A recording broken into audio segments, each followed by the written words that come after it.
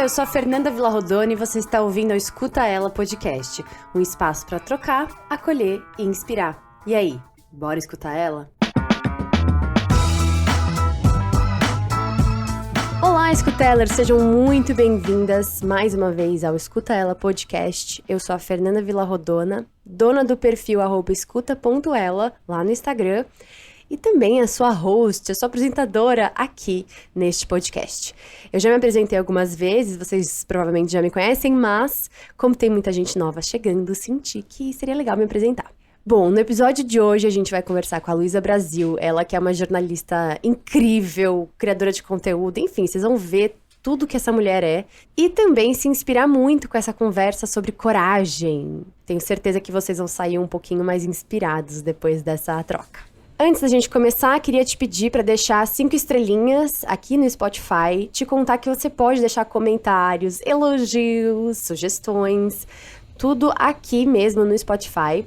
E você pode compartilhar nos seus stories para que mais pessoas possam escutar toda essa troca que a gente tem aqui neste podcast. Então, sem mais delongas, bora escutar ela. Olá, Escutelers! Hoje a convidada, eu acho que ela resume aquela frase: eu não tenho nem roupa para isso. É literalmente essa situação. Ela é jornalista, carioca, leonina, influenciadora de moda, colunista na Glamour, dona da plataforma Mequetrefismo, que tem como foco contar histórias pautadas na comunidade preta, questões de gênero e da mulher, e a mais nova videocaster com o Me Sinto Pronta. E tem muito mais, tá, gente? Mas assim, ufa! Luísa Brasil, seja muito bem-vinda! Oba, Fê, que alegria estar aqui. Eu que sou fã dessa grande comunidade, escuta ela, e as pessoas falavam: Luísa, você tem que ir algum dia. Eu falei assim, mas como, gente? Não sei. E a gente se encontrou, assim, o Cosmos fez com que nós nos encontrássemos, e quando você falou, eu na hora falei, gente, eu quero, por favor, me convida. E esse convite chegou. Obrigada. Ai, maravilhosa. Pra mim que é uma honra. Eu fui lá, gente, quando eu falo para as pessoas serem cara de pau na vida, é porque é pra ser mesmo, porque senão a gente não faz o fluxo da vida acontecer. Eu fui lá, toda tiete, no evento que a gente tava do Push, falei: Luísa, eu sou muito sua fã, adoraria conversar com você, né? E cá estamos. Que alegria, que delícia, que maravilha. Me sinto pronta. Me sinto pronta, é isso aí. E bom, Lu, para começar aqui no podcast, a gente sempre tem uma pergunta que ela é mais desafiadora, mas sempre faz a gente pensar e ela tá sempre se transformando, que é, para além de todos esses títulos, quem é Luísa? Ai, a Luísa, ela é uma mulher que gosta de dançar, ela gosta de dançar com a vida, ela gosta de coisas belas, e não é só a beleza da estética, mas é a beleza de se encantar pelas pessoas, se encantar por experiências, se encantar por viver. Eu sou uma realmente viciada, né? Não sei se viciada seria a melhor palavra, mas eu sou de fato uma verdadeira admiradora do encanto. Ai, que lindo, profunda. Só podia ser jornalista, né, gente, que escreve altos livros, textos. Lua em Câncer, Vênus em Câncer, tudo isso ajuda. Jura? Você tem tudo isso em câncer? Nossa, eu tenho quase tudo em Câncer. O meu leão, como sol, ele é um grande fofa sexo da minha vida, porque eu sou toda, assim, leonina, realmente na minha aparência, na minha Uhum. estética, mas por dentro, assim, tudo conspira a favor de Câncer. Então, você se considera uma pessoa que sente muito? Eu sinto muito, eu choro muito, eu me emociono muito, eu me sinto uma verdadeira emocionada, assim, com tudo, com tudo. Realmente, assim, Câncer a minha profundeza tá em Câncer. Uhum. Ai, que lindo! E deve ser, assim, por um lado, muito inspirador e que dá pra ver que você conseguiu transbordar isso no seu trabalho, né? Porque você hoje inspira muitas pessoas, não só pela sua estética, mas pela sua fala, pela sua escrita, né? Pela sua arte. Então, de alguma forma, você tá colocando esse talento, esse dom, essa sensibilidade pro mundo. Mas, não sei eu, mas deve ser um pouco desafiador em alguns momentos também, né? Lidar com tantas águas aí. Com certeza, porque assim, tem um lugar da sensibilidade que às vezes tudo que a gente precisa é sermos objetivas, né? E a subjetividade, ela é ótima, eu amo ter vários, enfim, pontos de vista, criar narrativas, mas às vezes, assim, se a gente não fica atenta, a gente acaba, como se diz, a gente acaba gastando um tempo, investindo um tempo onde não precisa, onde dá para ser mais fácil. Então, eu também estou nesse momento de me preservar, sabe?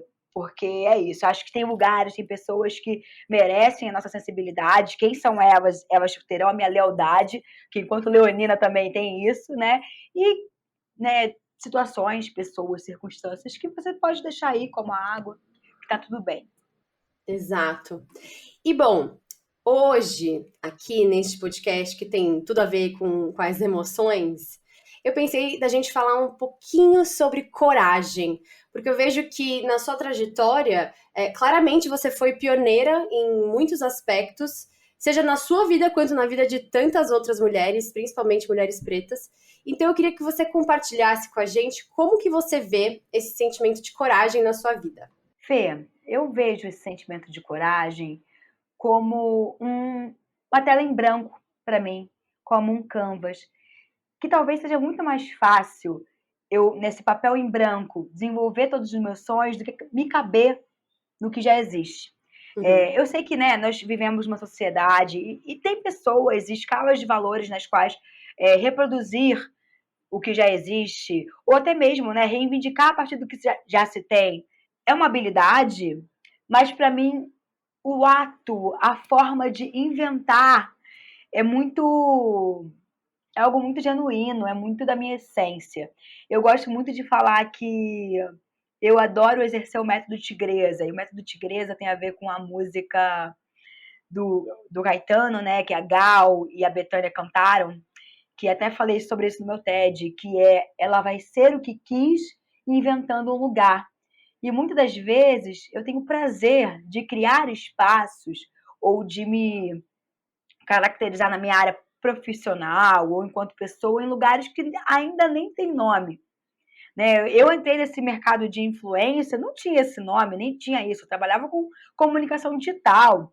E a partir disso eu fui achando que ali era um espaço, era um púlpito muito importante para eu tecer opiniões que muitas das vezes a TV não mostrava, os grandes veículos não mostravam, né? Enfim, e a minha audiência, a minha comunidade começou a se identificar, começou a se perceber. Então, criar esse espaço, eu não tinha a menor pretensão de ser absolutamente nada, né? Assim, no sentido do que é a influência, ganhar dinheiros e trabalhar com isso, né? Mas é muito bom quando a gente pavimenta um espaço para outras muitas pessoas depois virem ajudando a fazer essa estrada ficar ainda mais bonita, mais forte, mais poderosa. Eu amo ter essa coragem de desbravar, de ser uma desbravadora. Maravilhosa. Mas você desde o começo percebeu que você estava desbravando algo assim muito inovador ou foi algo que você foi levando? Porque eu escutei alguma entrevista sua, não vou lembrar qual que foi, porque eu escutei várias, mas que você falou algo sobre a intuição ser algo muito forte na sua vida. Você traçou essas metas e falou, não tem ninguém fazendo o que eu tô pensando e eu vou me apoiar na minha coragem, vou? Ou foi algo que você deixou levar também, de certo jeito, assim? São dois movimentos. Tem o lado estratégico e o lado da intuição, né, da emoção. Então, vou explicar um pouquinho dos dois caminhos. Quando eu penso em estratégia, eu penso muito nesse caminho da coragem, tem muito a ver com a minha entrada no mercado profissional. Contextualizando um pouco para quem não me conhece, eu sou formada em jornalismo pela PUC-Rio, entrei na faculdade em 2006, num período no qual havia um debate sobre diploma de jornalismo, se ele de fato serviria ou não a quebra desse diploma. E isso foi um grande caos na área acadêmica, com profissionais. E eu vendo todo aquele debate, eu falava que, gente, quebrando ou não diploma, pessoas que constroem seus legados, elas vão ter espaço, elas vão fazer a sua história, independentemente de um papel ou não. E é óbvio que eu não estou aqui invalidando as comprovações acadêmicas, porque eu, de fato, acho muito importante. Não acho que seja tudo na nossa vida, mas é muito importante. Mas eu olhei para aquele momento, aquele desafio e falei, tá aí, eu acho que tem aí um outro caminho, tem algo novo a ser desbravado e que talvez seja onde eu caiba. Porque, né, o mercado de jornalismo, naquele momento, todo mundo falava de saturação, de panelinha, de uma série de coisas, porque eu não tenho familiares na área de jornalismo, dentro de, enfim, de veículos, dentro de grandes emissoras, não tenho. E o meu contexto, por estudar na PUC, muitos dos meus colegas tinham esses acessos, eu não tinha, mas eu comecei a entender que surgia um mercado novo, que era o mercado digital, o mercado das redes sociais, e que era uma geração nova que estava ocupando essa área. E aí foi o que eu pensei, que, poxa, estrategicamente seria interessante eu estar em algo novo, alguma inovação do meu mercado, porque seria uma forma de trocar com profissionais grandes ou com profissionais que talvez não tenham essa bagagem, né? Então eu comecei a me embrenhar para a comunicação digital, isso há 15 anos atrás, e óbvio, se eu tracei essa estratégia e hoje em dia eu tenho essa chancela do pioneirismo na minha área, né, de uma das pioneiras na minha área, é porque eu acreditei na minha intuição, eu também acreditei no meu lugar de emoção, né? Eu investi meus sonhos em querer ser uma profissional grande, não fazendo aquilo que todo mundo fazia, mas talvez contribuindo para o mercado de uma forma diferente. Então, por isso que eu acho que tem um lugar da estratégia, né? Tem esse lugar mais objetivo, de ser inovador, mas também a intuição é muito importante para que a gente dê vazão, dê margem e faça que a gente acredite no que a gente precisa, qual caminho a gente tem que seguir. Perfeito.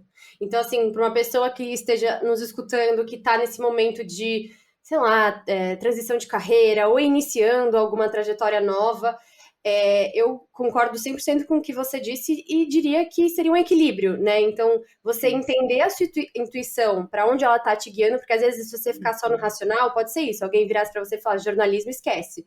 É uma carreira que vai acabar, vai ser engenheira, vai fazer medicina, sei lá. E aí você fosse só pelo lado estratégico de preciso ganhar dinheiro, preciso ter essa estrutura na minha vida, então eu vou focar só aqui. Mas também tinha um lado da sua intuição, da sua alma querendo ali te puxar para algo que fazia sentido para você, que te representava. Então, acho que é esse equilíbrio de escutar para onde, né, de alguma forma, essa energia que tá dentro da gente tá puxando, né, tá te mostrando que é ali. E aí, a partir dali, traçar caminhos, estratégias, planos e também alianças, né? Porque a gente não faz nada sozinho nessa vida. E eu sempre falo, gente, estejam atentas, atentos, atentes aos sinais, porque isso é racional e isso é emocional, porque quando a gente vê algum movimento acontecendo no mundo, a gente precisa se ligar que a gente também precisa fazer a nossa jornada, né? A partir do que acontece. Não dá para se alienar também, né? Não dá para ou se enganar. Né? Eu acho que a gente tem que ter muita lucidez. A gente precisa olhar com muita honestidade para o que a vida nos apresenta e, a partir disso, a gente acreditar na gente, acreditar no que a gente tem que fazer, qual caminho seguir, porque eu acho que isso que nos torna especiais nesse mundo, sabe? Não só meros reprodutores de coisas e de profissões, e, enfim, de métodos e sistemas. Perfeito. E eu estava ouvindo uma entrevista sua com a Thaís Roque, e você compartilhou que até hoje, mesmo com a sua carreira super consolidada, você ainda tem dias de insegurança sobre a sua trajetória, e eu queria saber como que você lida com essas inseguranças e onde estão as suas ferramentas para você reerguer essa coragem interna? Eu lido com essas inseguranças encontrando essas ferramentas. E o que são essas ferramentas, né? Durante muito tempo, acredito que, até por conta de todo o processo identitário racial que o Brasil viveu há mais ou menos 10 anos atrás, entre 10 a 5 anos atrás, existia muito um espaço único de mulheres negras. É a fulana que ocupa aquele espaço, a fulana representa isso, ou a ciclana representa aquilo. E isso foi muito violento para mim, porque eu me via num limbo. né? Eu não me via no lugar de não sou famosa como uma atriz global, digamos assim. Eu também ainda não estou no patamar de uma mulher maravilhosa, icônica como uma Glória Maria. Eu, enfim, não quero talvez estar nesse lugar comum de uma blogueira de moda, porque eu acho que isso é um mercado nichado e muito específico. Então eu comecei a falar, gente, que é esse meu lugar no mundo? E isso me deixou com muitas inseguranças, porque as pessoas não entendiam muito bem. Então, não me colocavam em caixa nenhuma. E a minha ferramenta foi parar de olhar para o lado e seguir em frente. Porque por mais que eu admire e respeite todas as pessoas que estão no meu caminho, ou que de alguma forma são referências e são representações importantes de racialidade no Brasil, eu tinha que construir a minha própria história. Então, eu parei de me comparar, eu parei de criar dores no sentido de, fulana conseguiu aquilo e eu ainda tô aqui, né? Quando eu vou conseguir, entendeu? Então, assim, eu parei de me comparar. Isso foi minha principal ferramenta, porque quando eu quis ser a dona da minha própria história, as coisas o mundo começou a responder de uma forma muito melhor do que quando eu tentei caber em um monte de coisa que, no fundo, nada disso era meu, nada disso era eu. Então, a minha ferramenta, de fato, foi me comparar menos, olhar menos para o lado e seguir mais em frente com foco nos meus objetivos, nos meus sonhos, no que, de fato, fazia sentido das minhas verdades. Sim, e eu acho que muitas pessoas que estão escutando aqui vão se identificar, ainda mais em tempos de rede social, onde, né, a gente está sendo convidado o tempo inteiro a olhar fragmentos das vidas dos outros, porque é isso, é tipo 15 segundos, é uma foto editada, né, é uma viagem ao longo de 360 dias, sabe? Então, assim, é muito desafiador, né, a gente conseguir ter esse senso de centramento mesmo, de falar, não, calma, peraí, deixa eu voltar para mim. Você tem alguma ferramenta de autoconhecimento? Eu sei que você faz terapia, né? Como que foi esse olhar para si? Foi algo sempre que existiu na sua vida desde o começo? Ou foi algo que, a partir do seu trabalho, você também foi precisando encontrar cada vez mais essa identidade? Esse olhar para mim é um processo ainda de desenvolvimento, tá? Porque por mais que a gente evolua algumas casinhas nesse jogo da vida, novos desafios acontecem, novos enfrentamentos surgem, né? Então, assim, eu acho que é um aprendizado constante, número um, né? Eu acho que nunca tá pronto, o jogo nunca tá ganho, a gente sempre vai se desafiar, mas a gente começa a escolher melhor quais são nossas batalhas, né? E a terapia me ajudou muito a definir o que é urgente, o que é prioridade.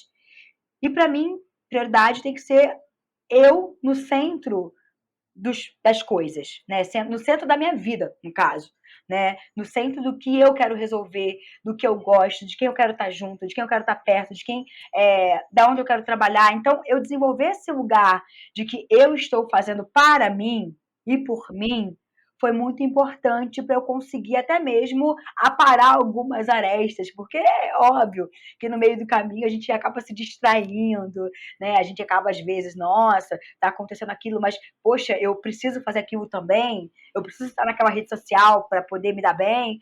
E não, a gente vai de fato entendendo o que a gente faz de melhor. Então, de fato, a terapia é algo importante, né? E que me ajuda a me entender enquanto prioridade da minha vida. Legal.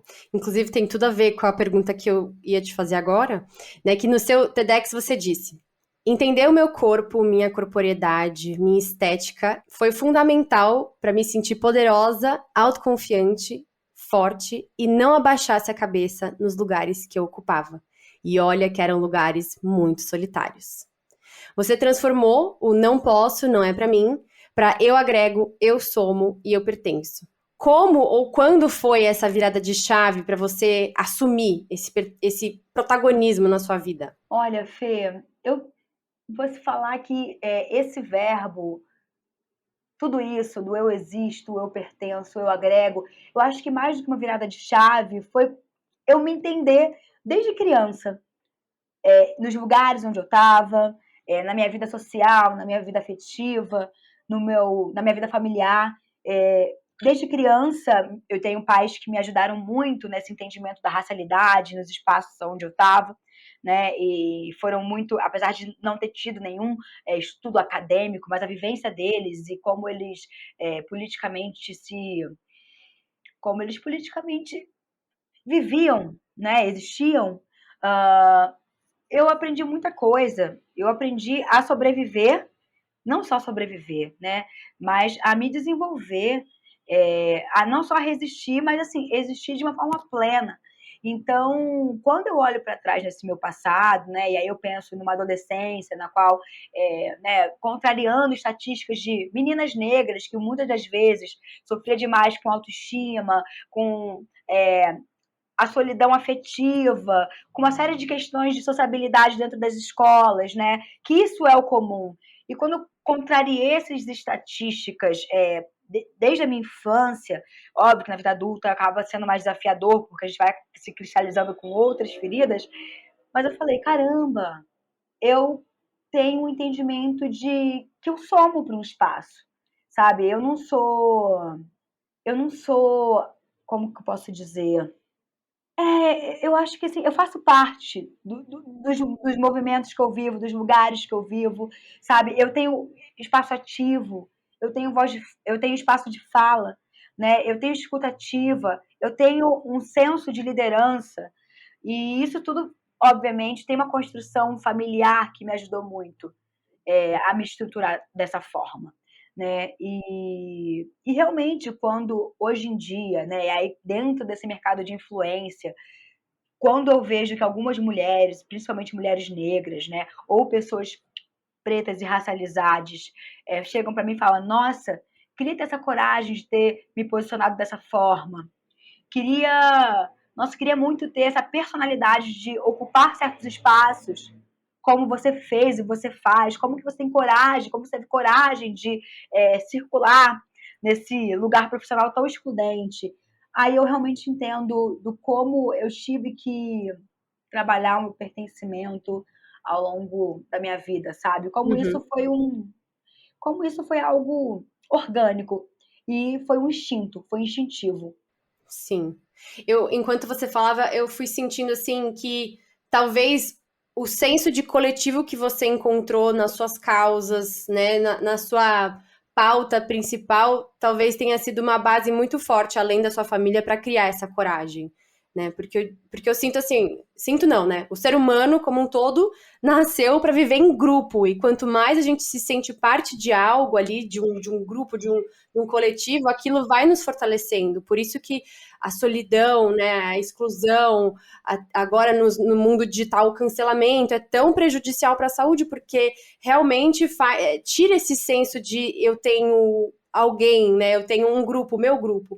Então, queria te perguntar isso, você sente que a partir do momento que você se viu dentro de um espaço ali, que você tinha uma voz, esse próprio grupo te trouxe coragem para cada vez mais aumentar essa sua grandeza? Ai, certamente. Até porque, durante um tempo, volta e meia eu subestimava coisas que eu queria falar, do tipo assim, ai, que bobeira, será que eu falo isso? Será que eu me exponho dessa forma? Uhum. Será que eu preciso disso? Mas eu comecei a não ter medo disso e foi maravilhoso, porque quando eu trazia ideias que aparentemente, ao meu ver, poderiam ser bobas para o que eu via o quanto poderia ser importante para uma mulher que talvez não tivesse esse senso de coletivo Uhum. próximo, né? Como talvez mensagens de motivação, de estímulo, até mesmo de consciência, né, do que é a racialidade no Brasil, alguns Uhum. contextos do que a gente vive, por que nós vivemos algumas situações e circunstâncias, e que as pessoas botavam a mão na consciência e falavam: Meu Deus, entendi tudo agora. Quando a gente cria nas pessoas esse senso de consciência, de expansão, é muito importante. Eu comecei a entender que tudo, qualquer mensagem é relevante, qualquer coisa que a gente tenha com muito carinho, né, que a gente jogue afeto, carinho, consciência Uhum. e intenção, muda a vida do outro de alguma forma. Então eu realmente vejo que é importante esse coletivo, porque nessas costurinhas individuais de muitas mulheres que talvez estiveram ilhadas ao longo de suas vidas, mas quando elas pegam suas ilhas e se juntam, vira um arquipélago tão poderoso, que eu realmente acredito muito no coletivo e na pluralidade do coletivo, principalmente, como a gente tem a aprender com isso. E Lu, assim, caminhando junto com a coragem, eu acredito que uma emoção que venha em paralelo ali em alguns momentos, seja para nos desafiar ou seja para nos alertar, é o medo. Você sentiu medo, assim, ao longo da sua trajetória profissional,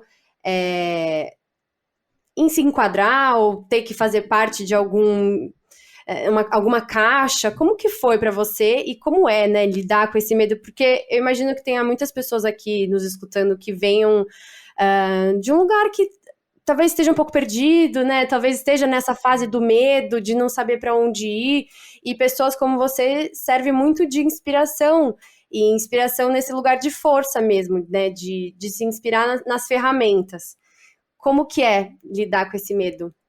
Olha, sente medo, sim. Sinto medo, continuo sentindo. Eu acho que o medo também ele é um marcador importante para a gente se desafiar, né? A gente só não pode entrar numa situação de medo que ele nos paralisa. Exato. E aí a gente não consiga chegar aonde a gente deseja. Mas eu acho que hoje em dia, quando eu penso nesse medo, o que mais me aflige hoje em dia? O que mais me aflige tem a ver do medo é responsabilidade. Né? Responsabilidade, seja na minha empresa, de manter essa estrutura ativa, porque tem pessoas que trabalham dependem dela, seja porque, enfim, eu tenho medo de, não sei, de ter algum grande movimento, não sei, alguma outra pandemia, que espero que não, né? Torço muito, rezo para que não, e que complique, né, cada vez mais esse coletivo que é um grupo minorizado dentro de lideranças, né? Esses são os meus medos hoje em dia, né? Tem a ver com a responsabilidade. E esse medo, eu acho que esse medo tem um pouco, me deixa vulnerável, mas a ponto de me desafiar. É um medo que eu quero estar à frente dele. Eu não quero que ele esteja na minha frente ditando quem eu sou, porque eu sempre falo muito para amigos, pessoas próximas, da questão da espiral. Quando a gente espirala para cima, nosso trabalho, nossa vida, quem nós somos, as coisas respondem melhor. A gente começa a ganhar o dinheiro que a gente quer, né? A gente passa a se relacionar com quem a gente deseja, a gente passa a se orgulhar mais da profissão ou das coisas que a gente faz, né? Então, deixar espiralar isso para cima, essa positividade para cima. E aí não tô falando só de um lugar good vibes, muito romântico, não. É sobre realmente, assim, atitudes de dia a dia, né, de otimismo. Eu acho muito importante, porque quando a gente espirala para baixo, eu acho que a gente entra numa esfera de desespero, que a gente aceita qualquer coisa, a gente entra em qualquer relação, a gente lida e se adequa a pessoas, a lugares, a relações sociais afetivas que talvez nos subestimem.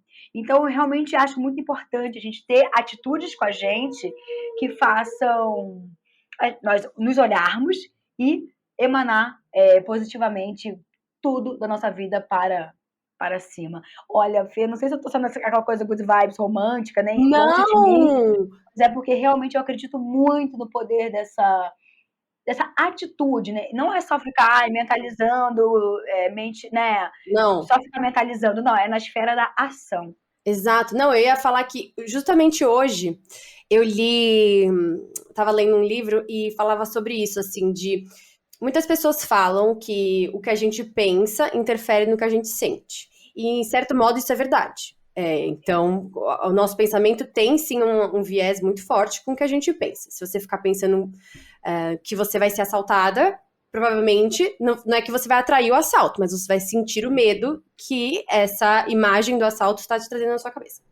Porém, é uma via de mão dupla. Então, da mesma forma que o que você pensa afeta o que você sente afeta o que você pensa.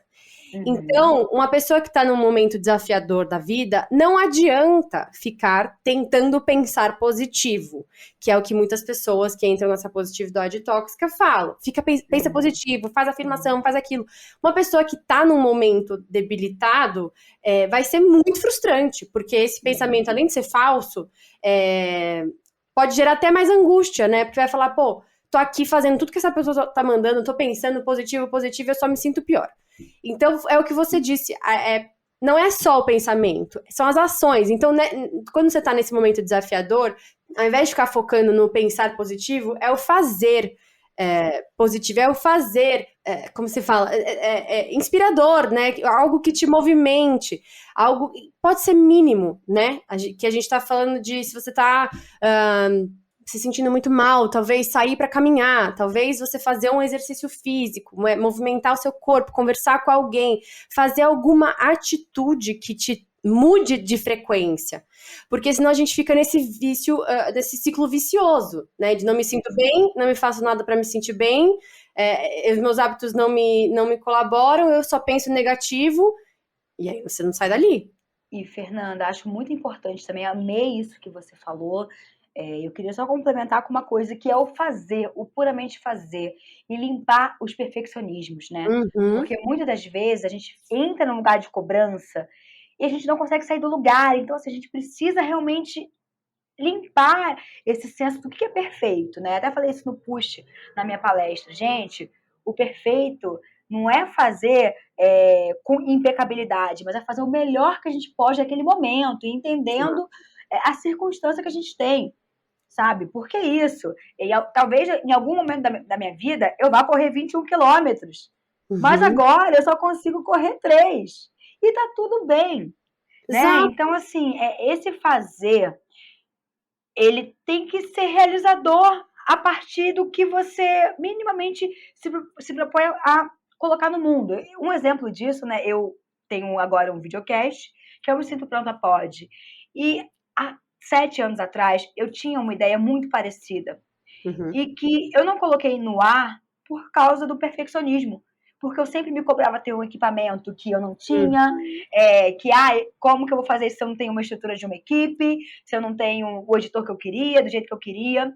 E, poxa, não é sobre me arrepender, mas quando eu penso que, caramba, olha que ideia brilhante, que tá todo mundo fazendo agora. Se eu tivesse feito com as ferramentas que eu tinha naquela época, talvez os rumos da minha vida teriam sido diferentes. Tá tudo bem, tô fazendo agora.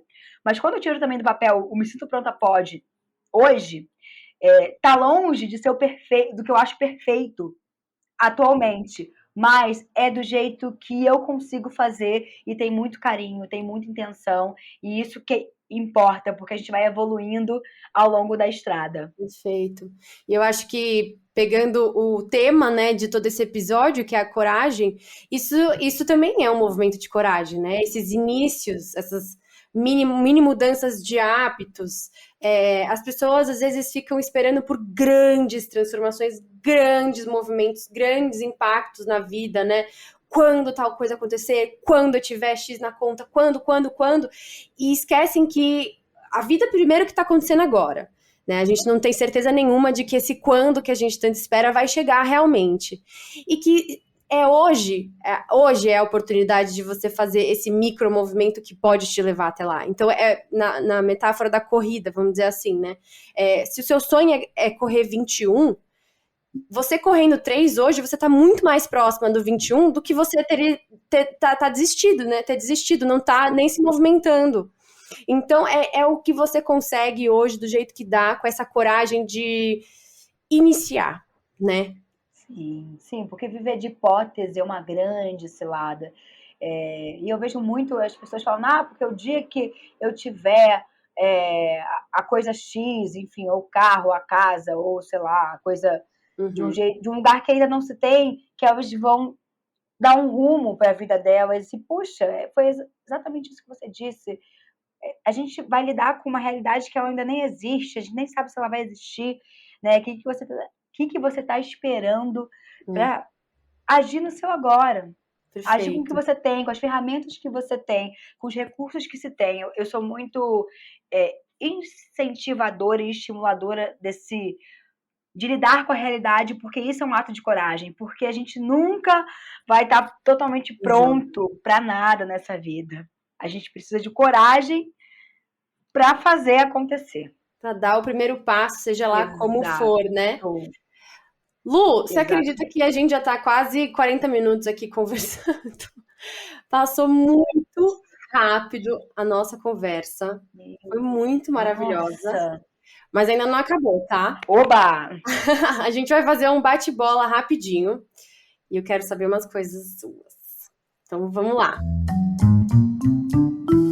Já que a gente tá falando de coragem, você, leonina, acho que tem tudo a ver. Inclusive, eu nem tinha pensado nisso, né? Como tem a ver falar com você sobre coragem. O leão representa muito esse sentimento, né? E também representa muito o coração. E por isso, queria te perguntar um livro que tocou o seu coração. O Espírito da Intimidade, de Sobon Fussomé, que fala sobre o lugar do afeto dentro de Burkina Faso, de tribos de Burkina Faso. Uhum. É um livro que me fez repensar tudo sobre amor, sobre afetividade, sobre intimidade e o como isso, né, para o Ocidente se tornou um produto. Então, foi de fato um chacoalhão. É um livro que me virou do avesso, O Espírito da Intimidade. É um livro que hoje em dia é raridade. Ele teve uma edição só, se eu não me engano, mas ainda assim é possível de encontrar e eu acho que disponibilizaram em PDF agora. Legal, legal. Eu vou procurar para ver se eu coloco na descrição aqui do episódio para quem quiser comprar. Um filme para tirar da zona de conforto. Ai, meu Deus do céu, Luísa, pensa num filme. Isso foi difícil mesmo. Não, mas eu acho maravilhoso. Eu adoro me desafiar, assim, tipo, um filme que me tirou da zona de conforto. Engraçado, sabe? Um filme que é curioso, mas que eu achei, assim, Malcolm e Marie, que é o filme que a Zendaya estrela com... Esqueci o nome agora do ator. Mas aquilo me tirou de uma zona de conforto, porque para além da parte técnica de câmera e de ser tudo em preto e branco, aquele casal, o que eles conflitam, o que eles dialogam, o que eles debatem, como... tudo aquilo eu acho que me tirou de uma zona de conforto, e principalmente por se tratar de um casal racializado. Então, Malcolm e Marie é um diálogo para mim sobre uma afetividade preta que me instigou. Legal. Posso dizer. Você assistiu onde? Assisti no Netflix. Netflix, boa. Boa dica. Lu, um sonho ainda não alcançado. Um sonho ainda não alcançado. Estar na programação audiovisual de streaming e TV. Boa. Olha só, gente, essa pergunta ela é bem para manifestar, porque vai que alguém tá escutando aqui, entendeu? Que já... Gente, Luísa tem tudo a ver com isso. Eu super te vejo apresentando algum reality show super cool, assim. Você tem tudo a ver com isso. Ou apresentando um programa meio GNT. Tudo Por favor. Nossa, tudo a ver. Estamos aí na luta. Arrasou. E Lu, para fechar, queria que você completasse a frase. Coragem é o ato de se amar, de se priorizar. Ai, que lindo! Amei. Lu, muito obrigada por essa troca, muito deliciosa, muito inspiradora. Você é uma mulher muito incrível. Te agradeço muito pela oportunidade de estar aqui conversando com você. Quem estiver escutando, por favor, se você ainda não segue, por favor, já faz seu jabá inteiro aí, Lu. Manda todo mundo seguir em todo lugar. Fê, muito obrigada pelo tempo, pelo carinho, pela troca. Eu amo, mais do que ser uma entrevistada, ter essa troca genuína, afetuosa e sinérgica. Pessoal, nas minhas redes sociais eu sou @mequetrefismos, mas bota M-E-Q-U-E que você me acha. Agora também estamos com a Meque TV no YouTube. E que mais? E também a minha empresa Meque Lab. Então me achem, Luísa Brasil. Vai ser um prazer trocar com todos, todas e todos. Me conta de onde veio esse nome, que agora me veio assim uma curiosidade muito doida. Conta. Bom, vem da palavra mequetrefe. Isso foi em 2011, quando a gente começou a falar de blogs de moda, blogs de um monte de coisa. E aí eu falei, gente, eu queria falar sobre coisas mequetrefes, assim. Só que no fundo eram coisas muito importantes, porque eram provocações, diálogos e debates sobre inclusão na moda. Era sobre, né, a minha experiência de viagem quando eu fui estudar em Londres. Eram coisas muito interessantes, mas ao mesmo tempo eu queria fazer uma coisa irônica. E aí eu queria botar mequetrefe, só que na época não tinha esse domínio. E aí eu falei, eu quero falar sobre mequetrefismos, que tal? E aí foi ficando e virou esse trocadilho, esse trava-língua gostoso, que todo mundo no fundo se embola, mas se acha. Não, e é tão legal, eu imagino essa palavra toda colorida, que nem você, assim, super dinâmica, divertida, muito bom, amei. É isso. Bom, gente, muito obrigada por acompanhar até aqui e até a próxima. Bom, gente, que episódio maravilhoso, espero que vocês tenham saído tão inspirados quanto eu. E antes da gente finalizar de vez, queria te lembrar para deixar aqui 5 estrelinhas no Spotify, deixar seu comentário, sua sugestão e compartilhar nos seus stories para que mais pessoas possam escutar. Um beijo e até a próxima!